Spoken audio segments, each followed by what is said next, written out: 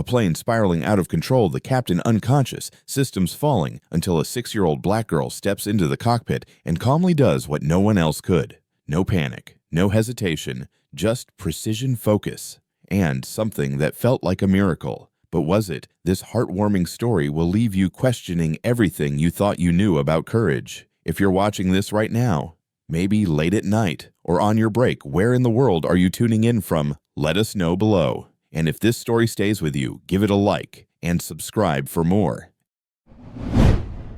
At an altitude of 15,000 feet, the sky had turned into a battlefield. The massive commercial aircraft Aeroflight 712 groaned under the strain of brutal winds and electrical turbulence, its metal skin trembling with each shudder. Outside the cockpit windows, streaks of lightning tore through the darkness like jagged scars illuminating thick storm clouds that churned like an angry sea. Inside, the atmosphere was suffocating, tense, disoriented, loud. A sharp burst of static cracked through the headset, followed by the strained voice of an air traffic controller. Aeroflight 712, do you copy? The transmission was laced with urgency and barely audible over the roar of the engines and the growing storm. In the cockpit, First Officer Nick Christopher, barely past his 27th birthday, was hunched over the controls, eyes wide, jaw clenched. He shouted into the intercom with rising panic, his voice fighting to remain steady. Mayday, Mayday, Aeroflight 712. We've lost primary flight control systems are glitching. Captain Hayes is down. Repeat, the captain is unconscious. Suddenly, a deafening thunderclap exploded just outside the reinforced glass, followed by a violent jolt that slammed the plane hard to port. The aircraft groaned in protest, tilting sharply, left overhead panels rattling as if the plane itself were crying out.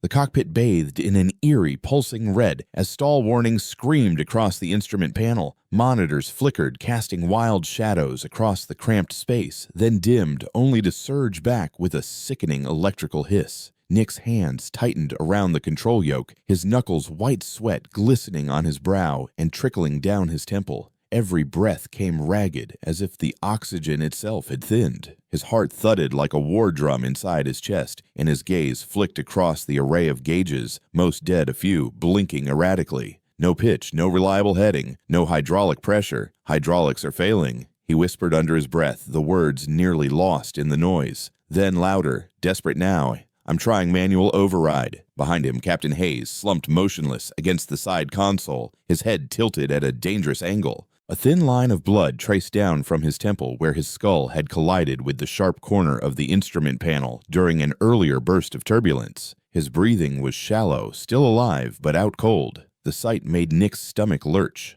This was only his third commercial flight as a co-pilot. He had spent hundreds of hours in a simulator, practiced emergency protocols, by the book memorized checklist after checklist, but none of it had prepared him for this. Not the chaos, not the noise, not the smell of burning electronics, or the surreal red glow of failure alarms, not the overwhelming sense of being utterly alone, 30,000 pounds of metal plunging through the sky under his hands. This can't be real, he murmured, his voice trembling, the words barely audible. Then he snapped, I need direction. What's the alternate landing plan? There was silence on the radio for a breathless moment. The cockpit seemed suspended in stillness just for that instant, except for the altimeter which spun wildly, the needle diving as the aircraft descended fast from 15,000 feet. Then the controller's voice returned calm, but waited. Try rerouting to secondary autopilot. If unresponsive, you'll need to regain control manually. Do what you were trained for, son.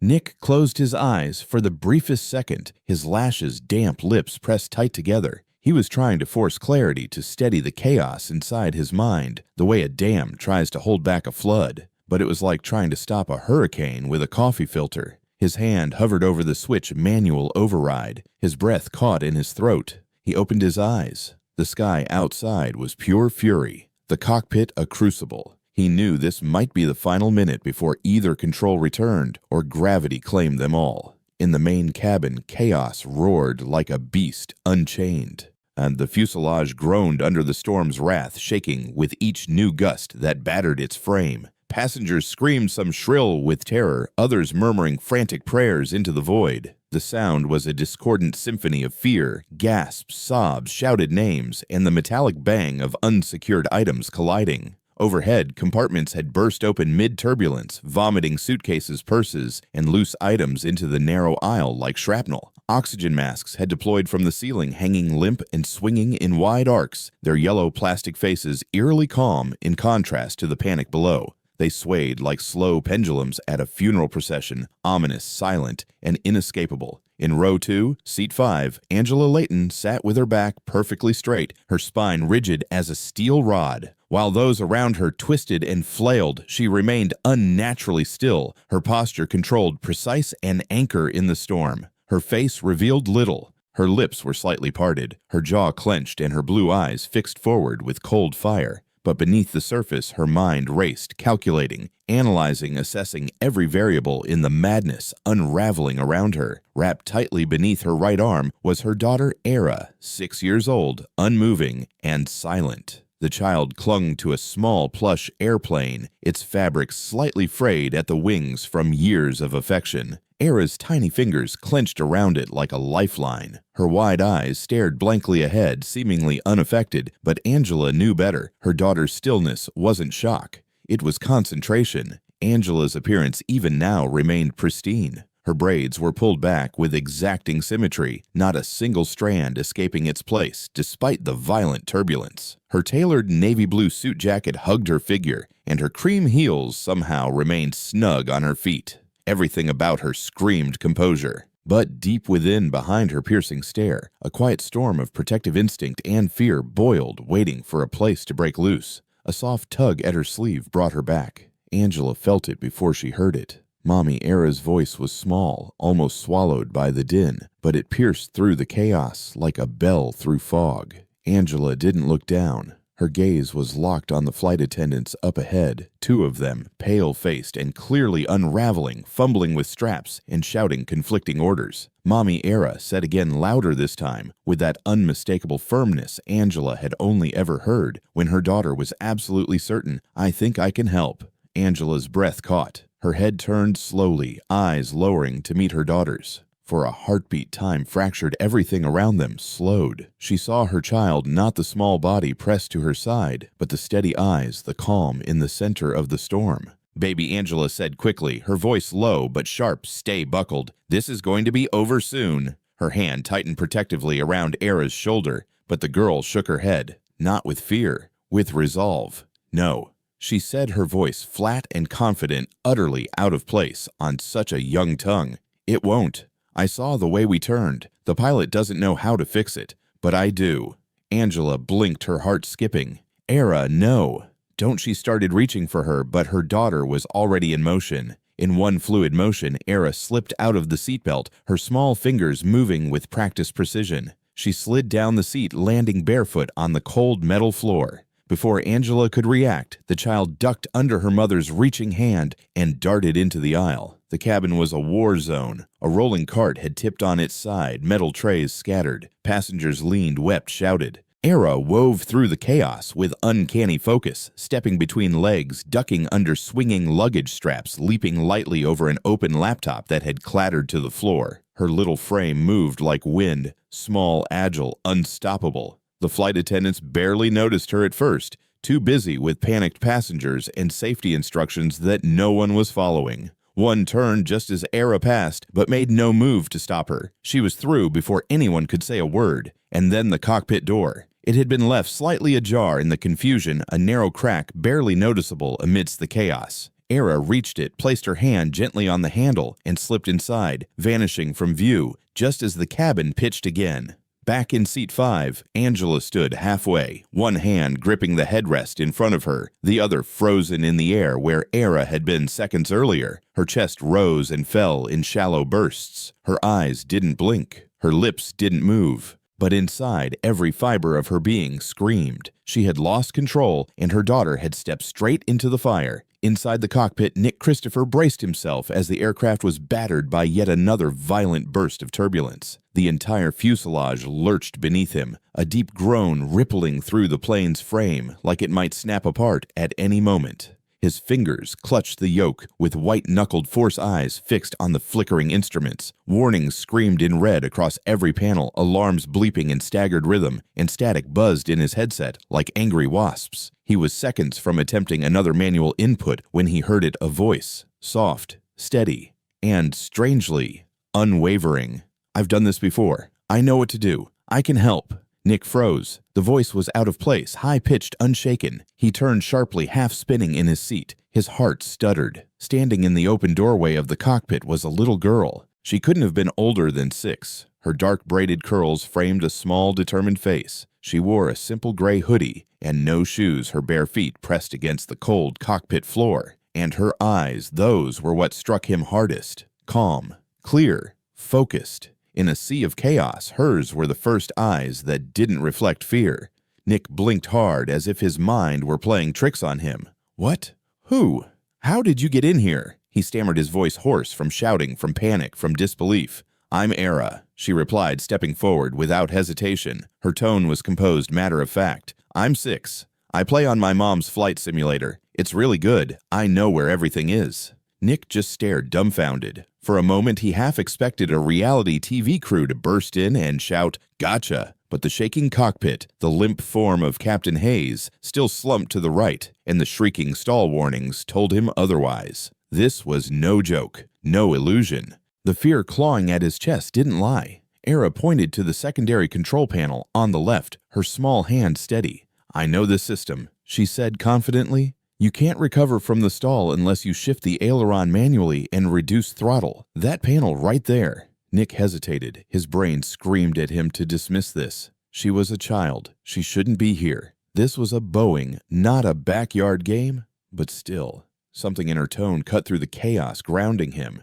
She wasn't guessing. She knew what she was saying. "I'm not joking," she added, sensing his hesitation. "If we don't do it now, we'll keep spinning." Her voice was firmer this time, commanding. And then before Nick could respond, the cockpit jerked again. An explosive burst of turbulence sent him slamming against the yoke pane, shooting through his shoulder. The aircraft dipped further. There was no time left. "All right," he said, breath ragged, his voice tight with desperation and something else, trust. "Show me." He shifted aside, just enough for her to climb forward. Era moved quickly, slipping into the captain's seat with an agility far beyond her age. Her tiny hands moved with shocking confidence, fingertips brushing the panel with the care of someone who had done it dozens, hundreds of times before. "Throttle to 30%, she instructed, eyes scanning the controls. "No more. You need to stabilize the angle of attack first. Trim reset here. No, a little to the left." Nick followed her instructions without question. His hands moved like extensions of her voice. For several long seconds, nothing changed. The plane still rattled, the alarms still blared. Sweat rolled down Nick's neck. Then slowly, almost imperceptibly, the descent began to ease. The tilt corrected by degrees. The nose leveled. He blinked hard, checking the instruments. Altitude steadying. Heading stabilizing. No spin. His voice cracked when he finally managed how. Era glanced at him, just the faintest smile tugging at her lips. "I told you," she said simply. "I've done this before. On the simulator. Over and over. Mommy made it for me." Nick stared at her, utterly speechless. A 6-year-old girl had just helped correct a mid-air stall in an emergency situation. Not out of luck, but out of knowledge, muscle memory, calm instinct. He didn't know what stunned him more, the fact that she had done it, or that he had listened. Nick Christopher exhaled sharply, his breath shaky, the last traces of adrenaline still surging through his veins like an aftershock. His hands hovered just above the control panel, fingers trembling slightly as the aircraft responded, finally, blessedly, to the coordinated adjustments. The cockpit still buzzed with residual alerts, red indicators flashing rhythmically, like a heartbeat refusing to calm. Yet for the first time since the Mayday call, there was a sliver of control, fragile but real. He turned his head toward the open cockpit door. Now it was crowded. 2 flight attendants stood frozen in place, their faces pale with disbelief. Just behind them, an air marshal loomed silently, mouth-parted eyes locked on the sight before him. A tiny girl seated in the captain's chair feet, dangling well above the floor, her hands confidently skimming the console like she belonged there, like she had always been meant to be there. But Era Layton paid them no mind. Her expression was all focus, composed, clear. "We need to radio the tower," she said softly, but with the unmistakable cadence of someone issuing a flight command. "Tell them we're back on manual control." Nick didn't hesitate. He reached for the radio fingers, finding the button like muscle memory. His voice steadied as he spoke more for her than for himself. Aero Flight 712. This is First Officer Nick Christopher. We've regained partial manual control. Situation is stable, assisted by a very small, very brilliant passenger. There was a pause on the other end. Then static crackled, followed by a confused, stunned voice. Say again. Nick let a small, dry chuckle escape, barely more than a breath, but it was the closest thing to relief he'd felt in what seemed like hours. It wasn't over, not yet, but something had shifted. Just get us a runway, he replied quietly, with a glance toward Era. She'll guide me the rest of the way. The little girl nodded solemnly, her chin lifting with calm authority. She didn't smile. Not yet. She was still working.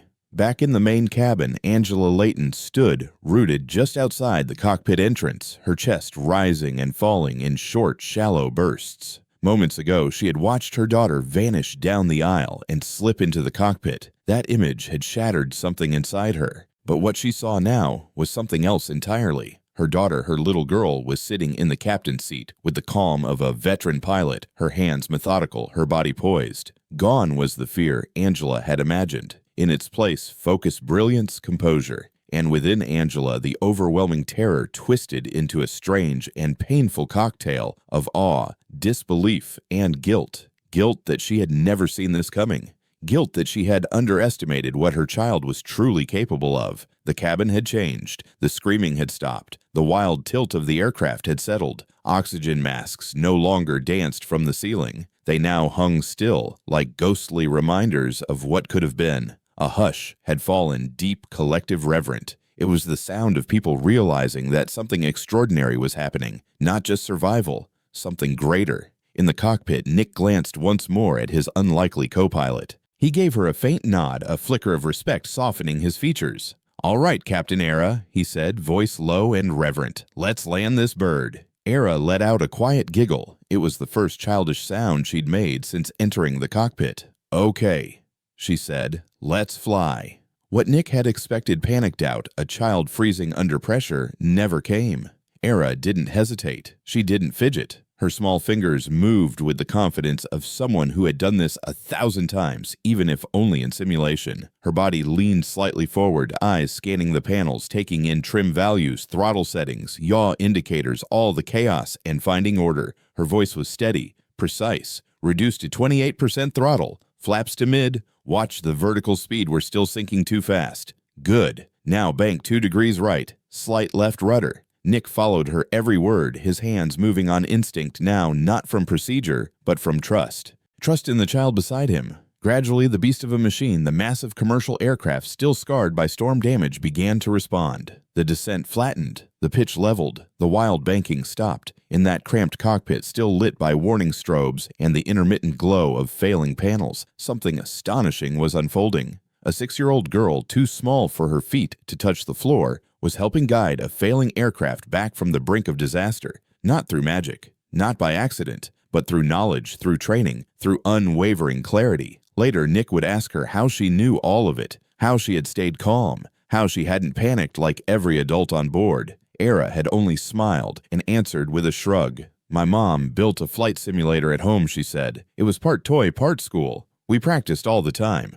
What the world had dismissed as child's play had prepared her for a moment of terrifying truth, and she had risen to meet it without flinching. Behind them, just beyond the threshold of the cockpit, stunned faces pressed forward, crew members, passengers wide-eyed and speechless. They clustered in the narrow aisle, peering into the cockpit as if unable to trust what their eyes were seeing. A child no taller than the captain's seat itself was calmly guiding the final stages of flight. Not with fear, not with hesitation, but with composure, precision. The cabin, once a chaotic storm of panic, had gone still. The worst had passed. The lights had stabilized to a dim, soft glow. Oxygen masks no longer swung, but rested like pale ghosts overhead. A low hum filled the air engine, straining but steady. In row 2, Angela Layton sat frozen in her seat, her hands resting motionless on her thighs, eyes locked on the overhead monitor. She could barely breathe.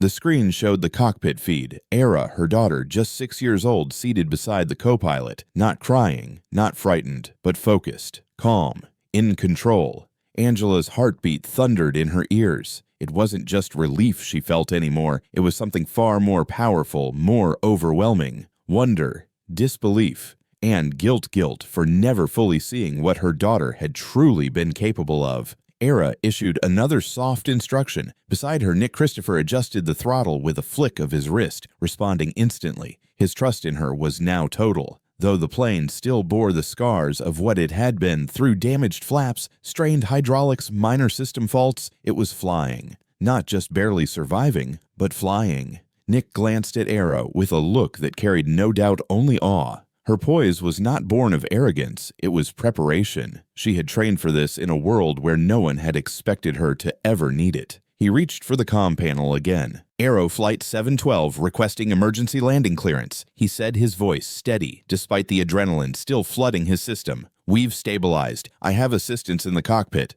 A pause. Then copy.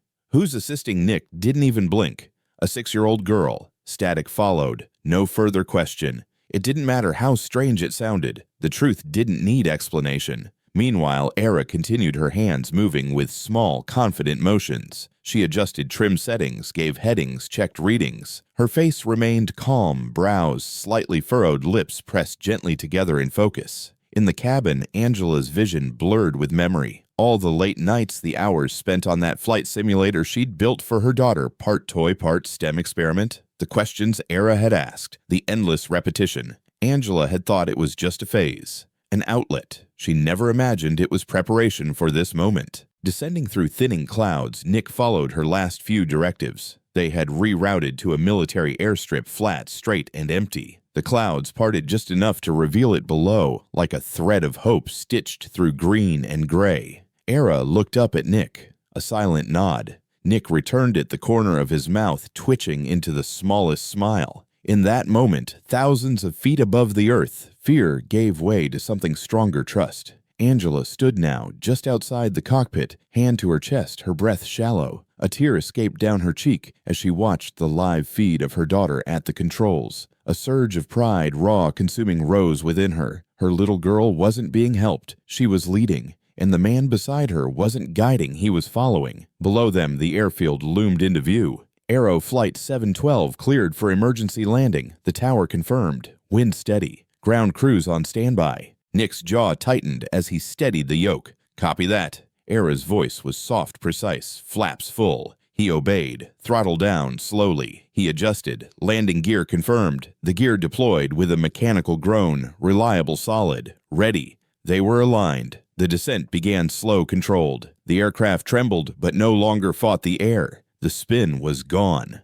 The storm had passed. What remained now was gravity, steel, and trust. Era leaned slightly forward. Left correction 2 degrees. We're drifting, Nick corrected gently. The runway stretched ahead, closer, now detailed. The moment had come. In the cabin, passengers sat in complete silence. Some clutched one another. Some whispered prayers. Others simply stared in stunned awe. Angela, standing near the bulkhead, couldn't take her eyes off her daughter's hands, those tiny fingers hovering over hundreds of lives. Then impact. The wheels hit with a hard jolt, a bounce, a brief skid. The entire aircraft shuddered, then stability. They were down, rolling, slowing, stillness, and then applause. It started soft, then grew cheers, gasps, sobs of relief, laughter, the sound of life resuming after holding its breath. Nick exhaled sharply, slumping back in his seat. His hands trembled slightly, but he was smiling now, wide, grateful, disbelieving.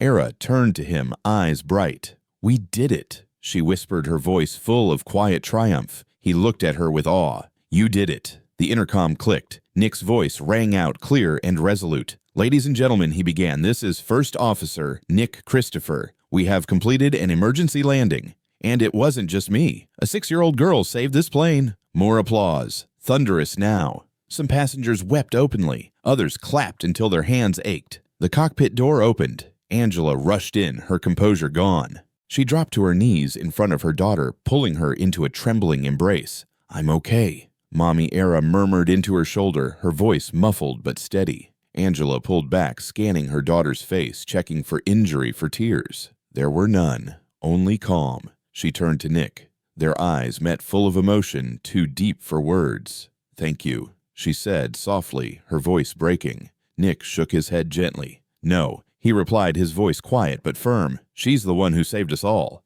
Outside, emergency crews surrounded the aircraft. Passengers began to disembark, shaken but safe. The tarmac buzzed with flashing lights, camera shutters, and murmurs growing into shouts. "That girl," someone said, pointing toward the cockpit. "She was flying. That little girl saved us."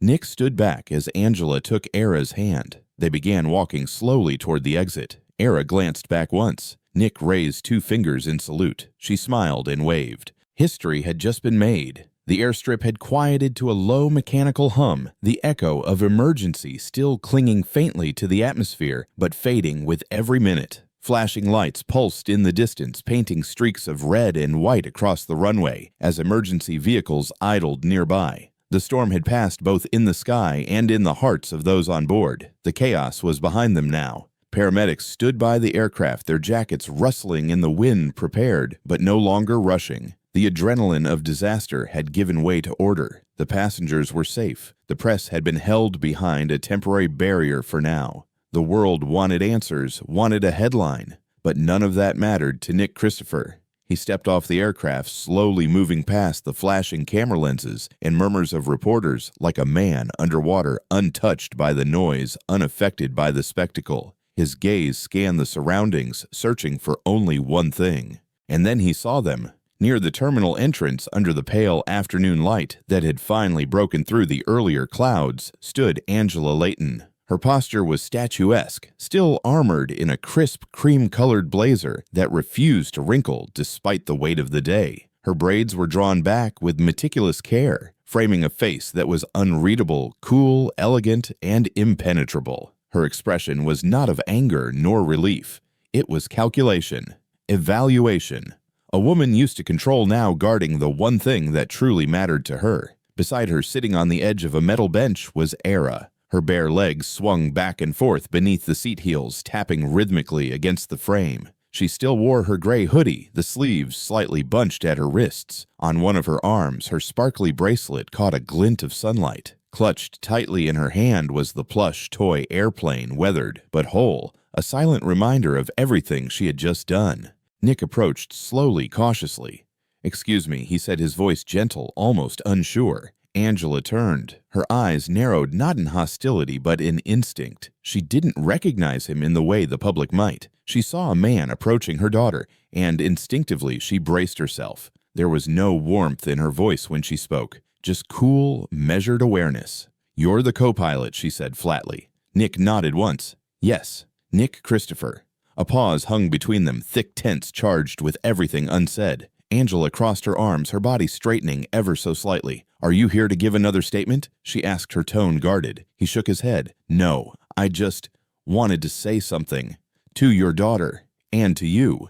Angela didn't respond, but her posture tensed further. A quiet barrier lifted between them. "She's tired," she said, not unkindly, but with steel behind the words. "I won't keep her long," Nick promised. Before Angela could reply, Era had already noticed him. She looked up, her eyes lighting instantly. "Nick," she called, hopping off the bench with a burst of joy. She ran to him without hesitation, throwing her arms around his waist, hugging him with complete trust. He knelt to meet her, wrapping her gently in his arms. His voice was low, warm. "I knew you'd come," she said against his shoulder. He smiled, resting his chin briefly atop her head. "I told you we'd fly again." They separated with ease. Era returned to her mother's side, slipping back into place without a word. Angela said nothing at first. She didn't pull Era away. She simply watched. Then Nick turned to face her again. "I'm not here to take credit for anything," he said, sincerity woven into every syllable. "I just needed you to know I didn't save that plane. Your daughter did." Angela blinked but didn't speak. "She told me what to do," Nick continued. "I was just her hands. I followed her lead. The calm she had, the certainty. I've never seen anything like it, not from any adult I've ever flown with." Angela's eyes flickered, something softened barely. She looked at him longer this time, as if truly seeing him, not just assessing him. Her gaze shifted toward Era, who had crouched near a patch of overgrown grass by the curb, gently tracing shapes into the dirt with her finger. "No cameras?" Angela asked, finally her voice lower, now more honest. Nick shook his head. "Not my thing. And you don't want credit." His lips tugged into a faint, almost wistful smile. It was never mine to take. That was the moment something changed. Angela's lips parted slightly, her guard cracked just enough. For the first time, she looked through him, not around him. I don't know many men who would say that, she murmured. I'm not most men, he answered quietly. Another silence, but this one was softer, familiar, safe. And then Era stood again, skipping back over with ease. She reached up and wrapped one arm around Nick's waist and the other around Angela's. Can we all go get ice cream now? She asked brightly. Nick let out a quiet laugh. Angela blinked once, stunned, then slowly turned to her daughter, then to Nick. And finally, she smiled. Not a practiced polite smile, a real one. Warm, reluctant but alive. It was the first time in a very long time she had let a smile come freely. She looked at Nick again, and in that glance, something passed between them. Not romance, not yet, but something perhaps more rare, understanding. A truce, an invitation, a shared breath in a world that had almost shattered. And from that moment forward, Nick didn't disappear. He didn't chase the spotlight. He didn't seek interviews or bask in the story that had already gone global, but he showed up, quietly, consistently. 2 days later, he returned with a gift, a small model airplane and a shy smile.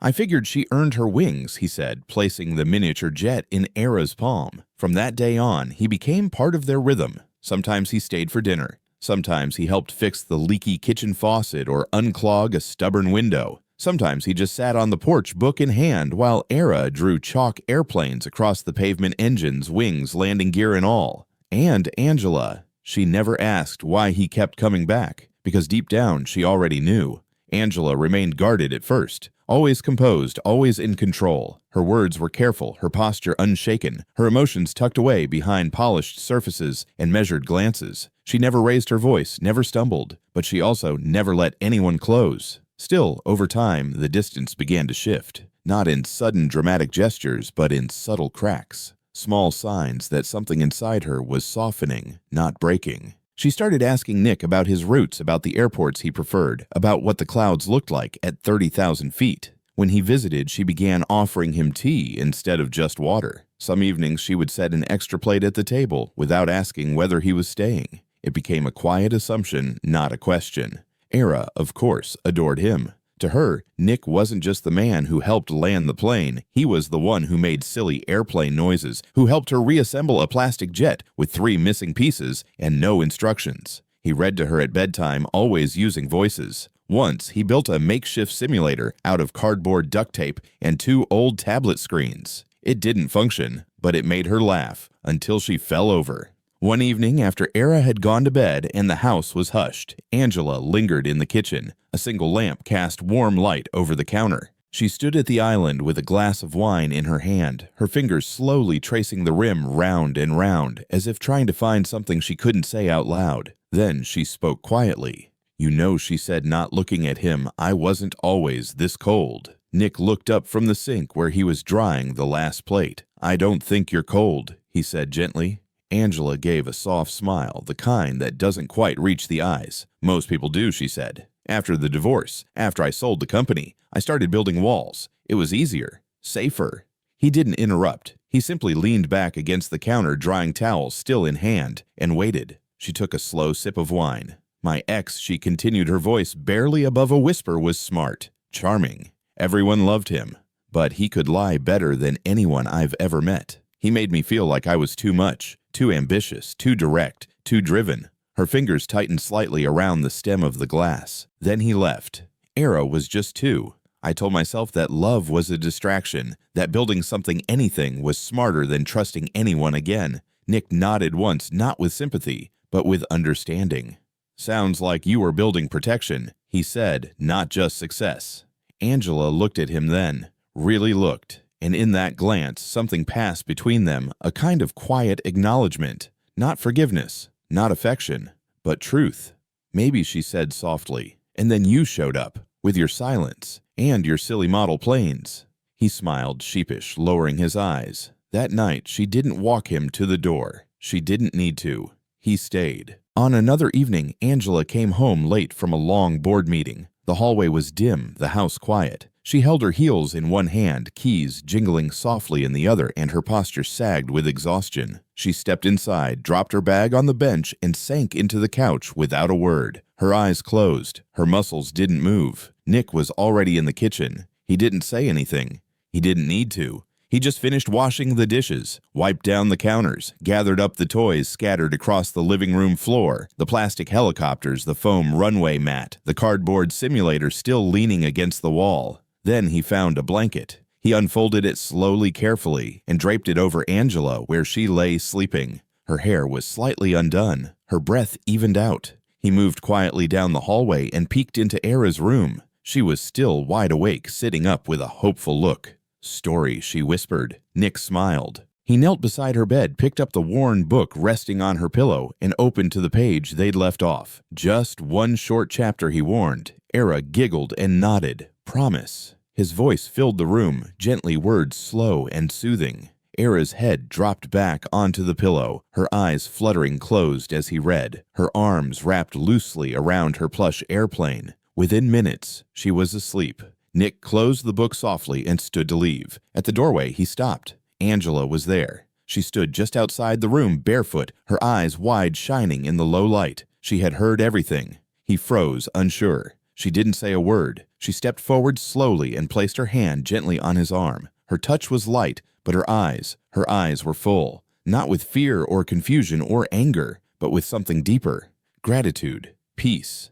Tears welled up quietly and without warning. She looked down, trying to hide them, but he reached out with a soft touch and brushed one away with his thumb. He didn't speak. He didn't pull her into a hug. He didn't ask questions. He just stayed right there, still, present, solid. And in that silence, something shifted. Not because of words, not because of grand gestures, but because he stayed. Because he showed her without saying a thing that he wasn't going anywhere. The story of Aero Flight 712 exploded within hours. Clips taken from inside the cabin, some shaky, some tearful, began circulating across every social media platform. Passengers shared their accounts in interviews, voices still shaken by what they'd witnessed. News anchors marveled at the details. A 6-year-old girl helping land a commercial airliner. It sounded like fiction. But it wasn't. Within a day, the headlines arrived in waves. Words like miracle hero and unbelievable splashed across front pages and scroll feeds.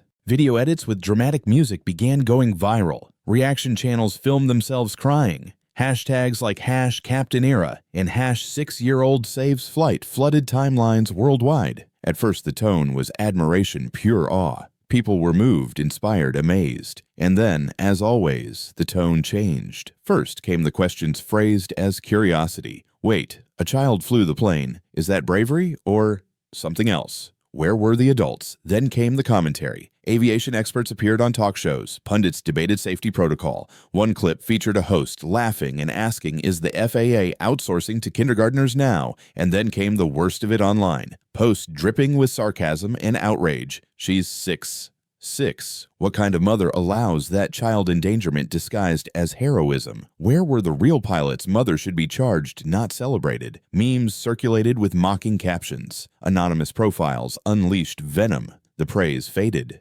The backlash sharpened. The story had flipped and now it wanted blood. Angela Layton read all of it. Every headline, every post, every cruel cutting comment. At first, she told herself not to react. She reminded herself what Era had done. That her daughter had been brave, brilliant, calm under pressure. She tried to stay proud, tried to hold Era tight and trust the world to understand. But the world did not understand, and it did not stop. Within days, news vans began circling their block. Reporters waited near the mailbox, microphones in hand. Strangers knocked on the door, asking for quotes. Photos of Era's bedroom window appeared in online tabloids. Angela had to pull Era out of school after classmates began repeating the online accusations. Parents gave her judgmental looks in the parking lot. Teachers, once warm, now spoke in cautious tones. Paparazzi camped out across the street. Flashbulbs went off when Angela walked to the car. Questions came from every direction,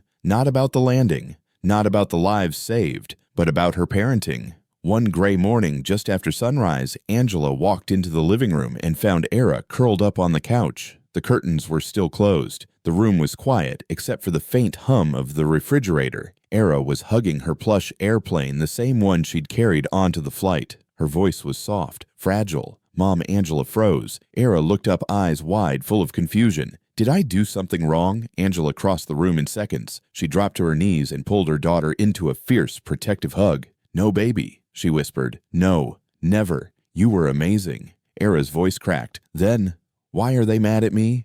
Angela didn't have an answer. She held her daughter tighter. That night, after Era had finally fallen asleep, Angela stood in the kitchen with her arms braced against the counter. Her face was pale. Her breathing was uneven.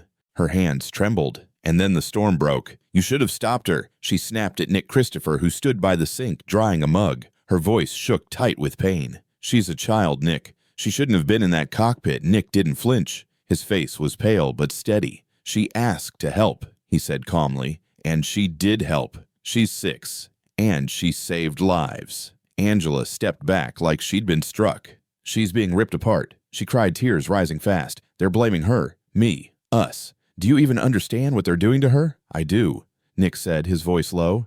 "And I'm sorry. I didn't think it would get this big." Angela's voice cracked. "She's my little girl, Nick." "I know." From the top of the stairs, Era stood unnoticed. She had heard every word. She didn't cry loudly. She didn't scream. She turned quietly, walked back into her room, and closed the door. Then, beneath her blanket in the dark, she cried alone. The next morning, Nick Christopher was gone from the house, not in anger, not out of fear, but with quiet purpose. He left no dramatic note, no drawn-out conversation. He simply got dressed, grabbed his keys, and walked out the door with a steady calm that masked the weight he carried. He didn't stop for coffee, didn't check his phone. He made a single call to an old friend from aviation school, now a mid-level journalist with national reach. Then, without waiting for permission or approval, he walked into a live television studio, stood in front of bright lights, faced a room full of skeptical reporters, and stepped in front of the camera. They expected spin, deflection, maybe a legal statement prepared by a publicist. What they got instead was truth, direct, unfiltered, and unwavering. Nick looked straight into the lens. No podium, no script, just his voice. Steady, clear. "She didn't pilot the plane. She didn't land it alone," he said. "She's 6. She used a simulator her mother built, something designed as a game, a tool, a space to learn.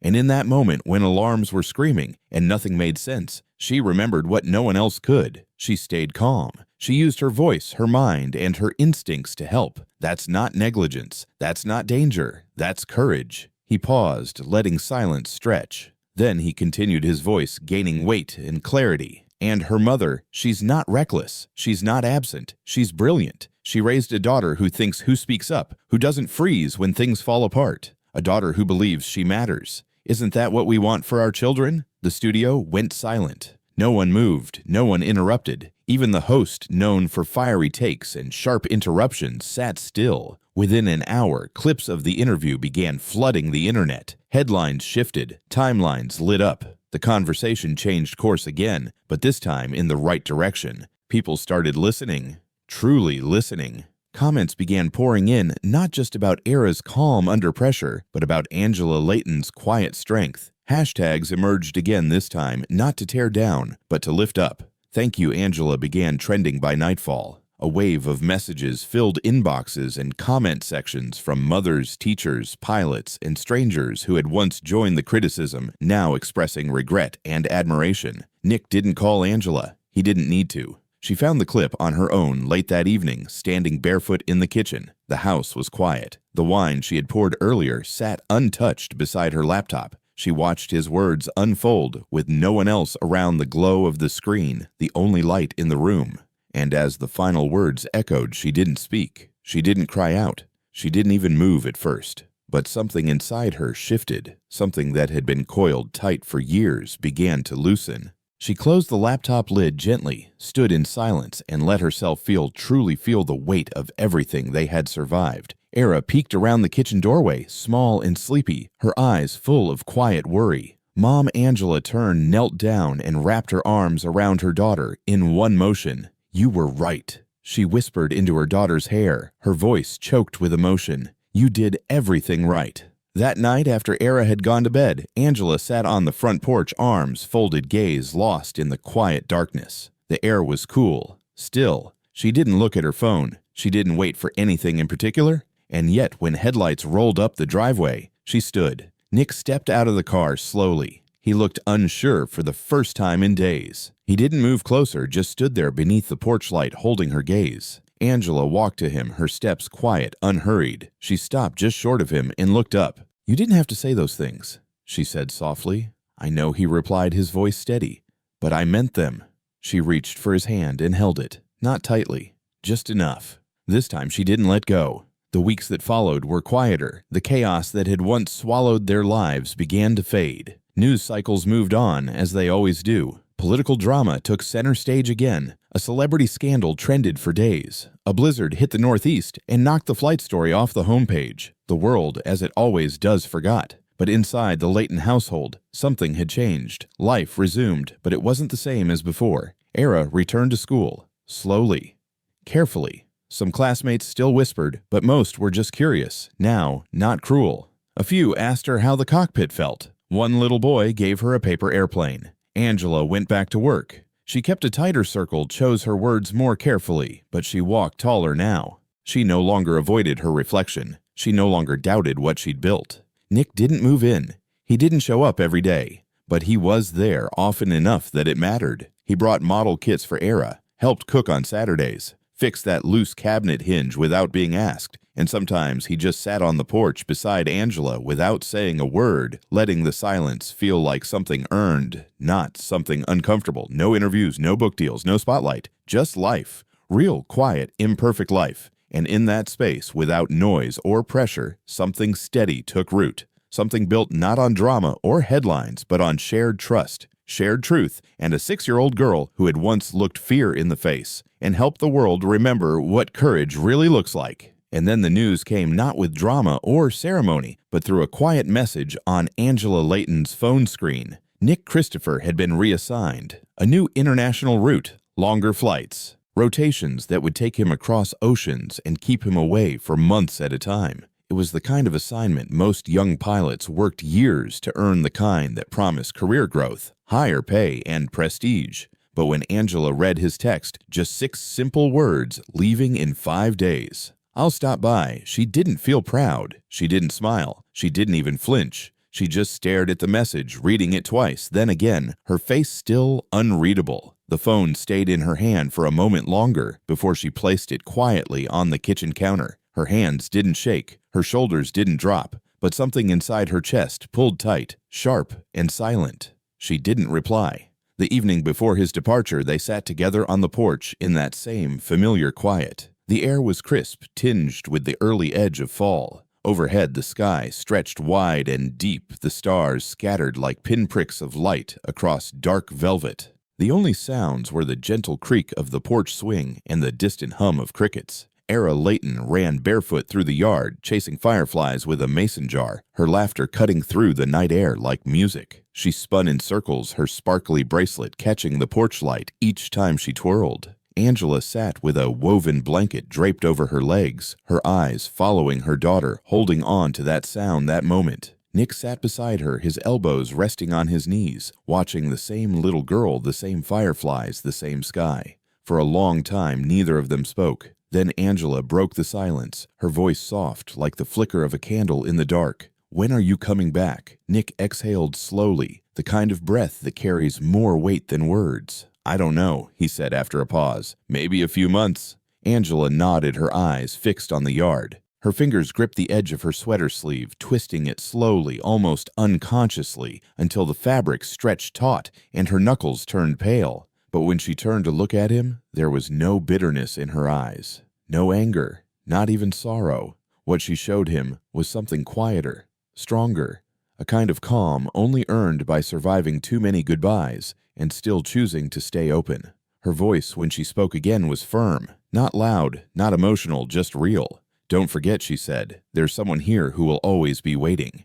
Nick didn't respond. He didn't have to. He simply looked at her, and in the silence that followed, something passed between them. Not a promise, not a plea, just truth. And it was enough. The next morning, just as the sun broke over the trees and spilled golden light onto the damp front lawn, Nick knelt down in the entryway to hug Era goodbye. She didn't cry. She didn't ask him not to go. Instead, she pressed a small, carefully folded piece of paper into his hand. "It's for the plane," she said, her voice serious and steady. "So you don't forget us." Nick smiled, ruffled her hair gently, and tucked the note into his jacket pocket without reading it. He didn't open it until hours later, standing alone beside the aircraft on the tarmac, moments before boarding. The runway was quiet, the morning wind cutting through the stillness. He unfolded the paper slowly. Inside was a child's drawing, 3 stick figures holding hands. One wore a captain's hat, one had long yellow hair and a laptop. The third wore a pink crown. The caption beneath them, in uneven block letters, read Captain, Princess, Mom. Nick didn't smile right away. He just stood there for a while, eyes fixed on the drawing, the sounds of jet engines in the far distance. Then he folded it neatly and slid it into the inside pocket of his flight jacket, pressing it flat over his heart. 2 months passed. Era didn't talk about Nick every day. She didn't ask where he was or how long he'd be gone. But when she did mention him, it was in that quiet, matter-of-fact way children do when they're absolutely sure of something. "Nick likes the blue jelly beans best," she'd say. Or Nick says, "Planes need rest too, like people." And each time Angela would nod, not correcting, not adding anything, just listening. She didn't talk about him, not to friends, not even to herself. But some nights, when the air grew cold and the street was quiet, she left the porch light on a little longer than usual. And every now and then, without meaning to, she found herself glancing down the street, listening for a familiar rhythm in the footsteps that never came. Not out of weakness, but out of memory, out of hope. Because sometimes even the strongest people miss what they won't admit they need. And sometimes the quietest spaces hold the loudest truths. It was a quiet Saturday afternoon. Outside, the trees swayed gently in the breeze, casting shifting shadows on the porch as soft sunlight filtered through the leaves. Inside the house was still no music, no voices, just the faint ticking of the wall clock and the occasional creak of old wood settling. Then came a knock. Not rushed, not forceful, just steady. Angela Layton opened the front door, hand still on the knob, as it swung inward. There he stood, Nick Christopher, wind-blown, sun-touched, travel-worn. His shirt was a little wrinkled, his shoulders carried miles, and his eyes looked tired. But beneath all of that, under the fatigue and the silence, there was something else, a look of certainty, of quiet purpose. He didn't say a word, he just smiled. Angela blinked once, surprised, but her face softened instantly. Her lips curved into a slow, genuine smile, small but real. Behind her a sound broke through the calm. Nick Era Layton's voice rang out like a bell full of joy and disbelief. She came running from the living room, socks skidding on hardwood, and launched herself into his arms before he could take a single step inside. He caught her with ease, laughing as she wrapped herself around his torso like she never wanted to let go. Angela leaned against the doorframe, arms crossed over her chest, a familiar light in her eyes. Her voice was calm, controlled, but her eyes shimmered with unspoken emotion. "You're late." Nick gave a sheepish shrug, grinning. "Turbulence." She let out a soft chuckle, stepping aside, holding the door open for him without another word. "Welcome home." Months passed after that, slowly, steadily, like the quiet ticking of a clock in a house that had learned to breathe again. Nick made the decision without fanfare. No dramatic speeches, no ultimatums. Just one quiet request for a transfer to a city route. No more long-haul flights. No more weeks lost to time zones and airports. He rented a small house just 2 blocks from Angela's. Unpacked without rush. Settled in like someone who planned to stay. He picked up Era from school twice a week. They made it their thing. Aviation trivia games in the car, grilled cheese sandwiches on Wednesdays, a new paper plane design every Sunday afternoon. Nick couldn't cook to save his life, but he stood beside Angela in the kitchen anyway, following her lead, making a mess of her spices and burning toast more than once. She laughed harder each time, and somewhere between the laughter and the late-night cleanups, something real took root. They didn't put a label on it. Not yet. But they were becoming something whole, something unmistakable. One weekday morning, Era burst through the front door after school, her backpack half unzipped, a crumpled sheet of paper in her hand. "Mommy, look." Angela took the form from her daughter's hand, eyebrows raised as she read the top line. It was an invitation, Era's parent-teacher conference notice. Her eyes drifted to the bottom, and there it was, in the space marked parent or guardian someone had printed in neat block letters, Nick Christopher. Angela paused. Era watched her closely. "Is that okay?" she asked, her voice small but steady. Angela smiled, leaned down, and kissed her gently on the crown of her head. "It's perfect," she whispered. She never changed it.